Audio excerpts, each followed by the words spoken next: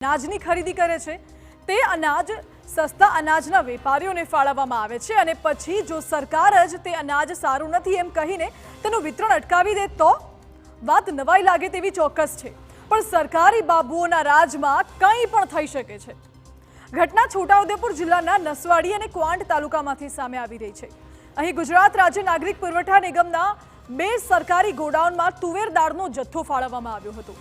નવાઈની વાત તો એ છે કે જથ્થો ફાળવ્યા બાદ તુવેર દાળના નમૂનાને સેમ્પલ ફૂડ રિસર્ચ લેબોરેટરીમાં ટેસ્ટિંગ માટે મોકલવામાં આવ્યા અને આ નમૂના ટેસ્ટિંગમાં ફેલ સાબિત થયા છે, જેથી દાળનું વિતરણ હાલ તો અટકાવી દેવામાં આવ્યું છે। ઉલ્લેખનીય છે કે નસવાડી અને ક્વાંટ તાલુકાની કુલ મળીને 115 દુકાનોમાં આ દાળનો જથ્થો ફાળવવામાં આવ્યો હતો।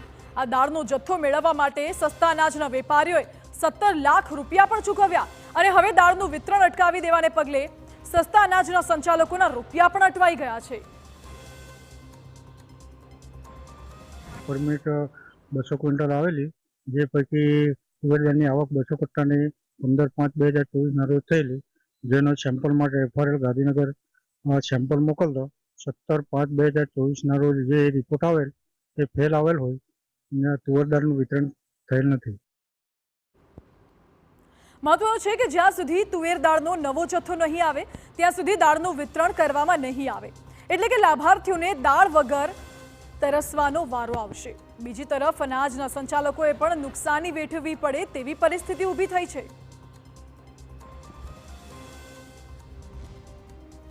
બંને તાલુકાના થઈને લગભગ 115 જેટલા જે સસ્તા અનાજની દુકાનો છે એ દુકાન પર હવે જ્યારે વિતરણ બંધ થશે ત્યારે જે લાભાર્થીઓ છે લાભાર્થીઓને હવે આ જે દાળ નહીં મળે, હવે સરકાર એની શું વ્યવસ્થા કરશે? જ્યારે આ જે જથ્થો છે તેને પરત કરવામાં આવશે, બીજો જથ્થો આવશે ત્યારે ઘણો સમય નીકળી જશે, પરંતુ જે લોકોની માંગ છે કે જલ્દીથી જલ્દી આની વ્યવસ્થા કરવામાં આવે અને લોકોને આ જે દાળનો જે જરૂરિયાત છે તે પૂરતી પ્રમાણમાં પહોંચાડવામાં આવે તેવી વ્યવસ્થા કરવામાં આવે તેવી લોકોની માંગ છે।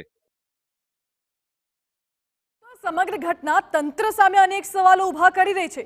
સૌથી મોટો સવાલ જ એ છે કે ખરીદી કરતા પહેલા જ તુવેર દાળની ચકાસણી શા માટે કરવામાં ન આવી? સસ્તા અનાજના સંચાલકોને દાળનો જથ્થો પહોંચાડતા પહેલા પણ દાળની તપાસ શા માટે ન કરાઈ?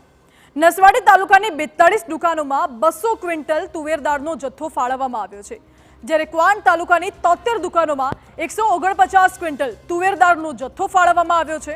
હવે જ્યાં સુધી દાળનો જથ્થો બદલવામાં નહીં આવે ત્યાં સુધી સસ્તા અનાજના સંચાલકોના નાણાં તો ફસાયેલા જ રહેશે ને। પણ મુદ્દો એ પણ છે કે જો તુવેર દાળનો નવો જથ્થો આવી પણ ગયો તો જે દાળના નમૂના ફેલ ગયા છે તે દાળનું શું કરવાનું? ખરાબ દાળ ખરીદવાના જે નાણાં પાણીમાં ગયા તેનો બોજો આખરે કોના પર જશે? જવાબ તો સ્પષ્ટ છે કે સામાન્ય માણસો પર જ। સસ્તા અનાજના લાભાર્થીઓ હંમેશા જ એ બૂમો પાડતા જોવા મળે છે કે તેમને રેશનિંગની દુકાનોમાંથી ક્યારેય સમયસર દાળ નથી મળતી, પરંતુ જ્યાં આવા ધાંધિયા ચાલતા હોય ત્યારે શું વેપારીઓ અને શું પ્રજા સરકારી બાબુઓના રાજમાં તો બંનેને પીસાવવું જ પડતું હોય છે।